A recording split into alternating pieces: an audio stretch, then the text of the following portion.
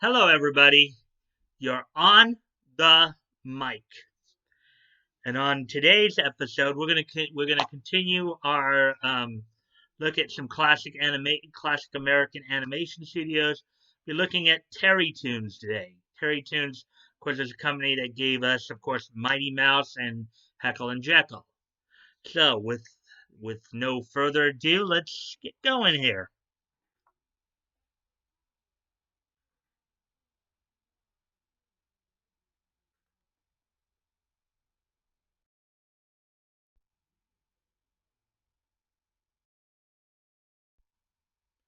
Yeah.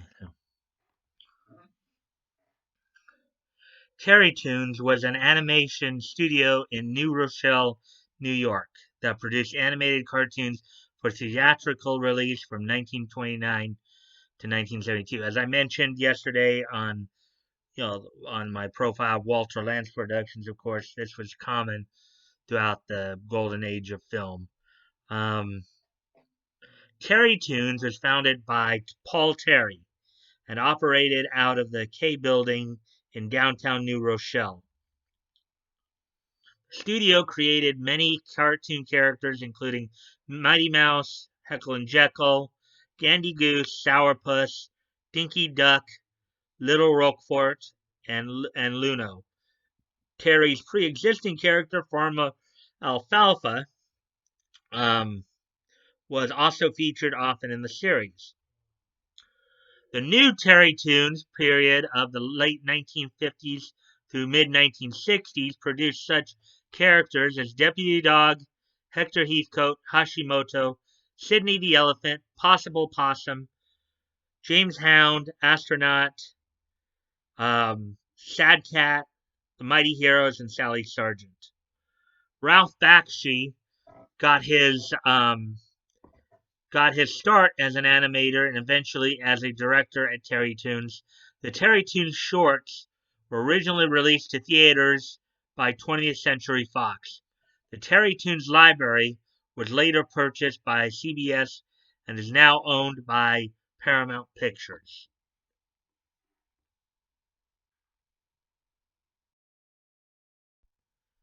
Before Terrytoons, Terry first worked at Bray Studios in 1916, where he created Farmer Alfalfa series. Of course, we learned a little bit about Bray Studios because that's also where Walter Lantz started out.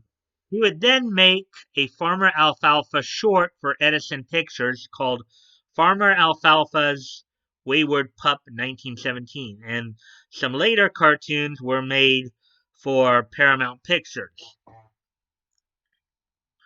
Around 1921, Terry founded the Fables Animation Studios, named for the Aesop's Film Fable series, in conjunction with the studio of Amadee J. Van Buren, spelled Beuren.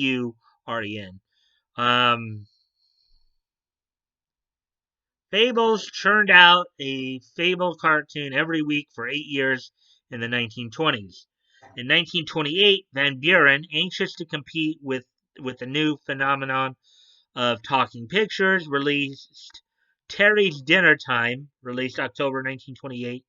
Van Buren then urged Terry to start producing actual sound films instead of post-synchronizing the cartoons. Terry refused, and Van Buren fired him in 1929. Almost immediately, Terry and much of the staff started up the Terrytoon studio near his former studio. One staff member during that time was Art Babbitt, who went on to become a well-known Disney animator.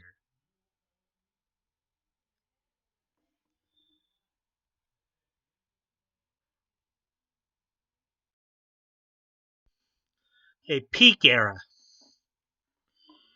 Um, Through much of its history, the studio was considered one of the lowest quality houses in the field, to the point where Paul Terry noted Walt Disney is the Tiffany's of the business, and I am the Woolworths. For those of you who don't know what they're referring to, Tiffany's and Woolworths were department store chains way back when. Tiffany's was kind of the more extravagant, really fancy, like Rodeo Drive type of thing. Woolworths is kind of like, the common man's place. So, Terry Studio had the lowest budgets and was among the slowest to adapt to new technologies such as sound in about 1930 and Technicolor in 1938, while its graphic style remained remarkably static for decades. It actually followed the sound cartoon trend of the late 1920s, early 1930s very quickly. Background music was entrusted to one man, Philip Sheeb, and Terry's refusal to pay royalties for popular songs forced Sheeb to compose his own scores.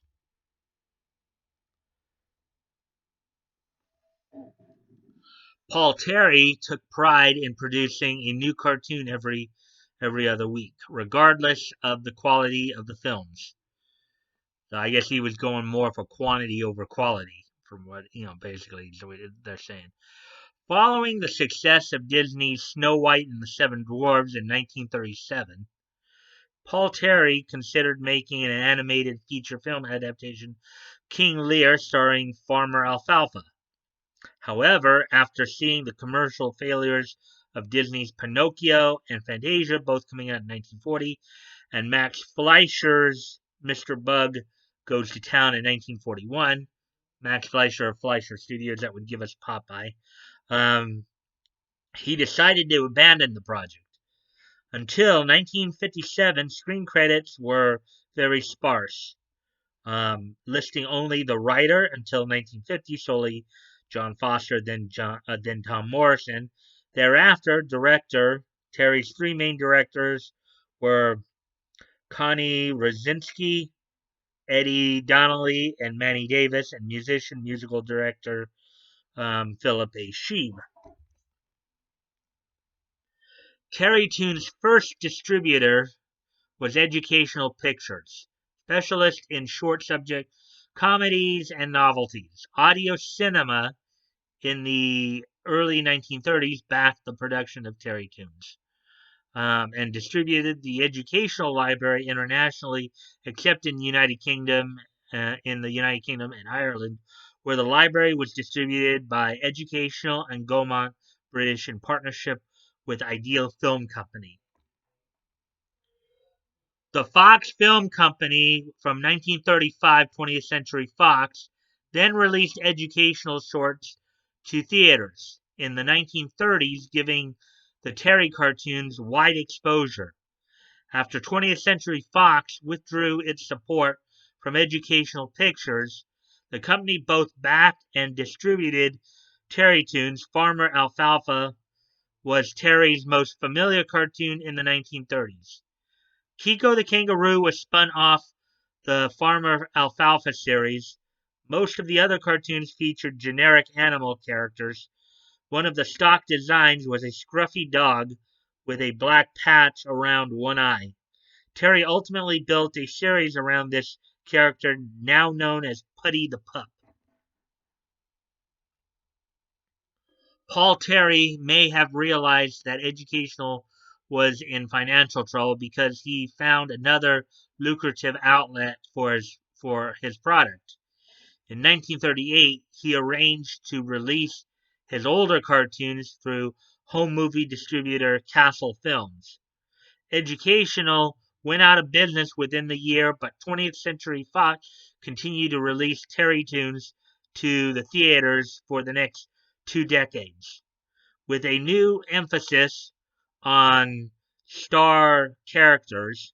Terrytoons featured the adventures of Super Mouse, later renamed Mighty Mouse, and the talking magpies Heckle and Jeckle, Silly Gandy Goose, Dinky Duck, Mischievous Mouse, Little Roquefort, and the Terry Bears, as opposed to the Teddy Bears. Teddy Bears, which came popular via Teddy Roosevelt. So, despite the artistic drawbacks imposed by Terry's inflexible business policies, Terrytoons was nominated 4 times for the Academy Award for Animated Short Film. All Out for V in 1942, My Boy Johnny in 1944, Mighty Mouse and Gypsy Life in 1945, and Sydney's Family Tree in 1958. Changing hands.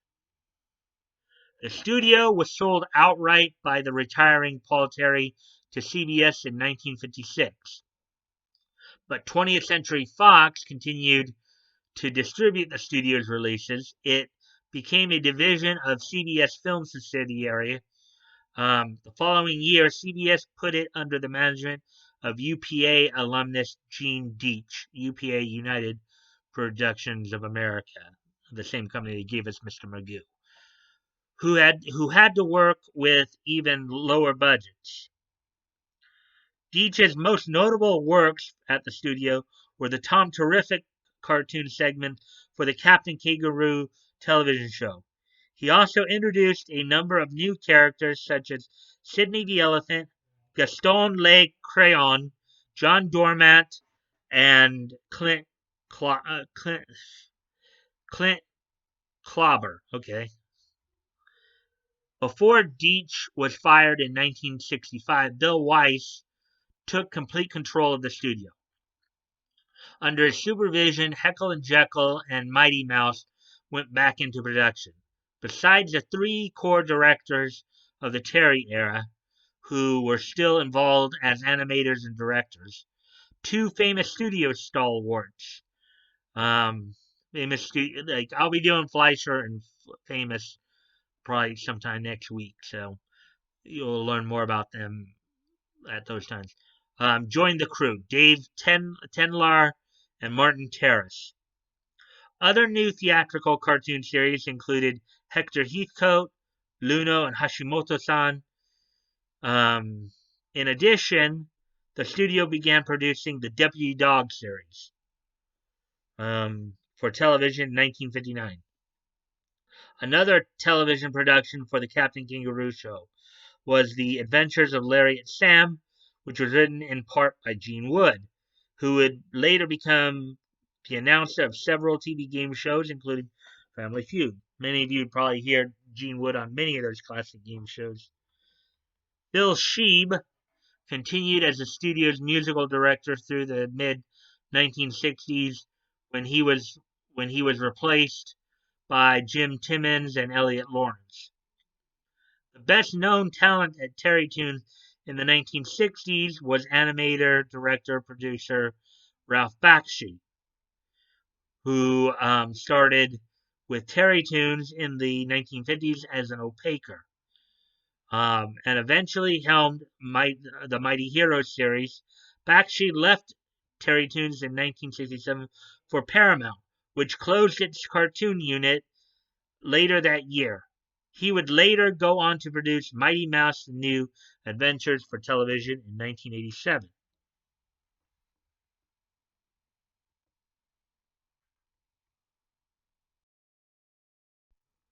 Post history. After the departure of Bakshi, the studio petered out and finally closed in 1972.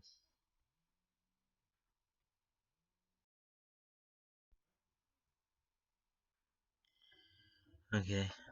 As a result of the FCC banning TV networks from owning cable television and syndication of television programs, CBS created Viacom International to handle all network programs beyond TV production and network broadcasting. On July 4th, 1971, Viacom International spun off from CBS. Neither Viacom International nor CBS had any interest in Terrytoons. The Terrytoons film library was still regularly re-released to theaters by Fox. The studio's last short was an unsold TV pilot called Sally Sargent, about a 16-year-old girl who is a secret agent. Soon after Sally Sargent was completed, Viacom International ended their relationship with Fox and re-releases ceased. Terrytoons' existence soon came to an end. Art Barsh, who kept the studio running after Bakshi left, would soon die, along with Connie Rosinski and Bob Kuwahara, reducing the studio to a ghost studio with executive producer Bill Weiss and story supervisor Tom Morrison. Viacom kept the studio open until 1972.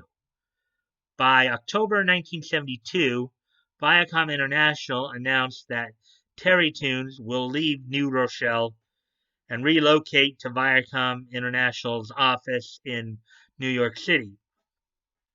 By December 29, Viacom sold the now abandoned New Rochelle studio, and the company's fate was forever sealed. Bill Weiss continued Terrytoons production from his New York City office with the 1970 Terrytoons cartoons, especially Mighty Mouse and Deputy Dog, being syndicated to many local TV networks, and they were a staple of after school and Saturday morning cartoon shows for over 3 decades, from the 1950s to the 1980s, until the television rights to the library were acquired by USA Network in 1989. However, any new cartoons the studio stars came from other studios. Yeah, as I've mentioned in some of the previous profiles I've done on some of these, you know, yeah, from the late 50s through the 80s, many of these studios would be doing a lot of syndication work. You'd have the Saturday morning cartoons, and you have the networks like ABC, CBS, and NBC getting a lot of the titles for Saturday mornings. But you'd also have a case where you'd have a number of independent stations. Like here in Southern California, we had stations that were at the time independent stations like KTLA, KTTV, KHJ, which is now KCAL, KDOC. They would get the rights, the syndicated broadcast rights to some of these cartoons, and you'd get to watch them, when you come home from school, or some of them would even be on in the morning before school, and some of them would have them on, you'd have like a 2 or 3 hour block, 6 to 8, 6 to 9 in the morning, and then in the afternoon come home 3 to 5. So that's what they were talking about there. In the late 1970s, Filmation Studios licensed the rights in order to make a new Mighty Mouse series from Viacom International. In 1987, Ralph Bakshi produced Mighty Mouse: The New Adventures, which lasted for 2 seasons. Bakshi and John Kirkfolucci inspired the staff to try and get as much Jim Tyre style drawing in the show as possible. Tyre, a standout Terry animator of the original cartoon with a unique style, became a strong influence on the artist of the Bakshi series. In 1999, Nickelodeon attempted to revive the Terrytoons characters as part of a TV series called Curbside. Curbside would have been a parody of late night talk shows, with Heckle and Jeckle serving as hosts of the show, and would have featured new cartoons featuring Terrytoons characters like Deputy Dog, Sydney the Elephant, and Mighty Mouse. It was never picked up. Now, this idea, of course, obviously Nickelodeon and Terrytoons were not the only ones with this idea. As many people know, actually Hanna-Barbera and Cartoon Network did this with Space Ghost Coast to Coast. So kind of have the same idea and would use it there. In 2002, the Terrytoons characters returned to television in original commercials for Brazilian blue cheese, for what is now America's dairy farmers, and a fine wine. Through the years that have followed, since the last Terrytoons TV series material in 1988, the rights have been scattered as a result of prior rights issues and the corporate changes involving Viacom and CBS. Since CBS Corporation remerged with Viacom to form Viacom CBS, reuniting CBS with Paramount on December 4th, 2019, which that was only, what, like 5 months ago? Almost six, 5.5 months ago. Wow. Paramount Pictures now owns the theatrical distribution on behalf of Paramount Animation and CBS Entertainment Group, while CBS Television Distribution owns the television distribution to the Terrytoons Film Library. However, some Terrytoons shorts are believed to be in the public domain, which basically means they're like out there. You can find them on YouTube somewhere. If you look for them. Basically, they're not owned by anybody. They can basically be distributed freely. So that's what public domain is, and have been issued on low-budget VHS tapes and DVDs. On January 5th, 2010, the first official release of any Terrytoons material by CBS DVD was issued in the form of the complete series, the Mighty Mouse and New Adventures.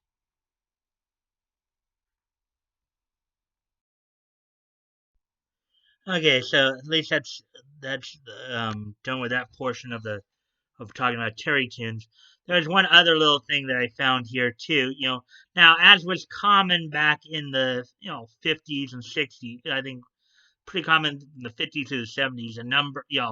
Many of these cartoons that we would watch, companies would be a few comic book companies that would actually publish comic books um, based on these cartoons.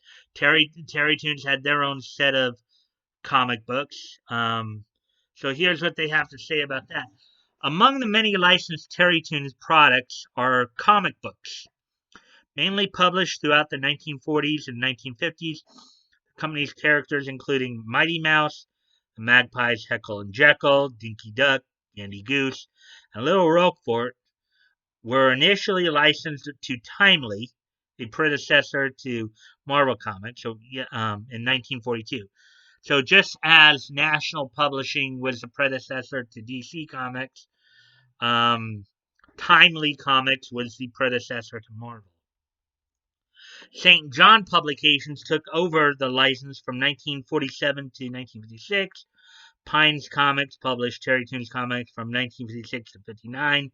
Dell Comics did a number of not just cartoon-based comics, but also did a few comics based on television series along with Gold Key. Dell Comics made an attempt from 1959 to 1962, and again later from 66 to 67. And finally, Western Publishing published Mighty Mouse comics from 1962 all the way up to 1980.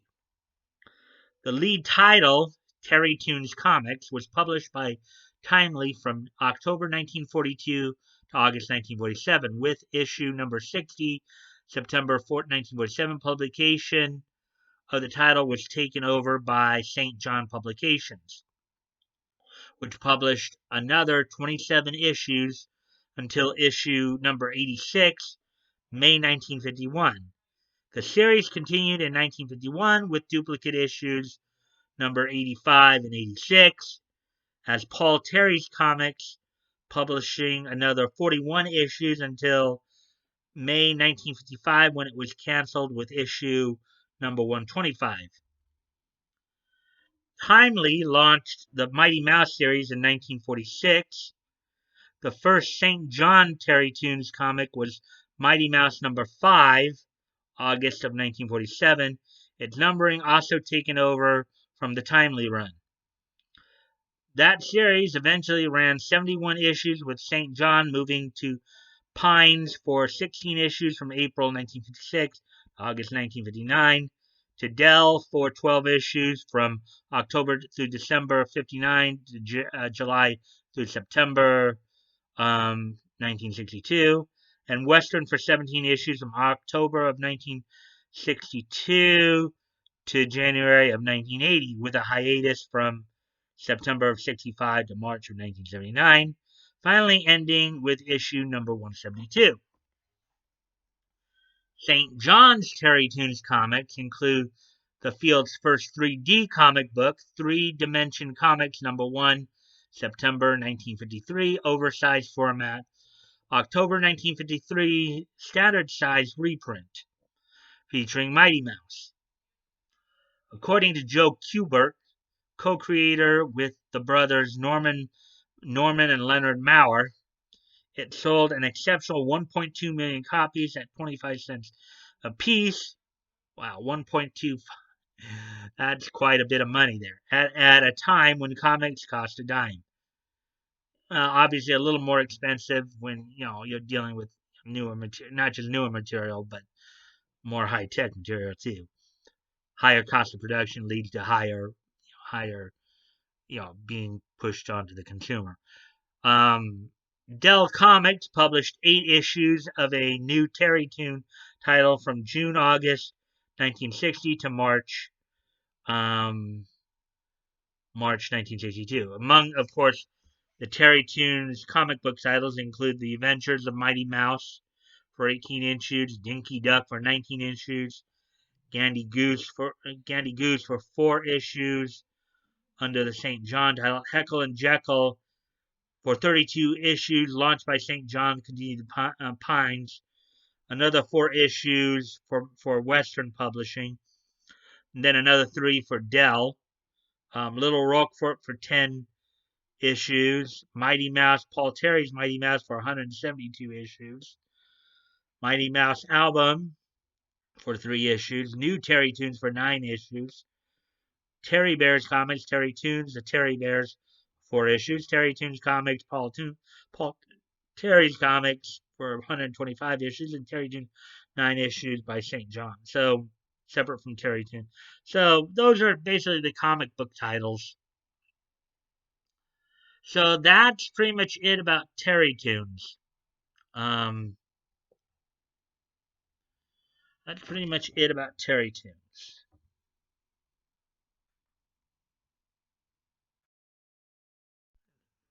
Okay, well, anyways, so with that being done with the Terrytoons part, let's move on to the next segment of the video here, which is the This Day in Each History. So let's get started here. So on this date, 40 years ago, 1980, Action Comics number 510 was released onto newsstands by DC Comics. Luther's Last Stand, which is where Lex Luthor had fallen in love with a woman by the name of Angela Blake, who ended up, in which, after falling in love with her, ended up turning away from his life of crime. So on this date in 1980, Action Comics number 510 was put on the newsstands, featuring the Superman story, Luther's Last Stand. On this date in 2000, Jeff Jarrett was awarded the WCW World Heavyweight title from Vince Russo after stripping it from Ric Flair earlier in the night. So on this date, on the edition of Monday Nitro, Jeff Jarrett was awarded the WCW World title by Vince Russo as part of the Millionaires Club versus New Blood angle. And on this date in 2005, the Japanese manga Kodomo no Jiken, translated as A Child's Time, was first serialized in the Japanese seinen manga magazine Comic High. On this date in 2005, the Japanese manga Kodomo no Jiken, A Child's Time, was first serialized in the Japanese seinen manga Comic High. So with all that being said now, if you guys would like to check the links below, my Discord link is down. If you'd like to contact me directly, you can contact me via my Discord. You can DM me there and check out the Discord and join if you'd like. I'm still promoting a bunch of different dub companies. You should check out a lot of the work while you guys have the time. Remember, Funimation is not the only game in town. There are other dub companies out there that you guys can check out. Also, I'm still promoting the Vic's GoFundMe, and I'm also promoting Tug and Lug's latest comic book adventure, Another Case of the Littlest Umbrella by Indiegogo. You guys might want to check that stuff out. As always, guys, never feel like you have to donate. If you have the means to and it's on your heart to do so, please consider donating. If you've already donated, please consider donating again. And if you cannot donate, you can still help out the cause by sharing the link. Sharing is caring, and you never know, maybe somebody in your circle of friends might look at it and see, hey, I want to help out too. And if you like this content, please consider liking, commenting, sharing, subscribing. I always look forward to the conversation with you guys, as long as it's civil and respectful. And don't forget, tonight is my latest VA premiere, Voices Big and Small. This week I'll be looking at Calgary-based voice actor Lucas Gilbertson, so I hope I see you all there. And if not, until Monday, bye.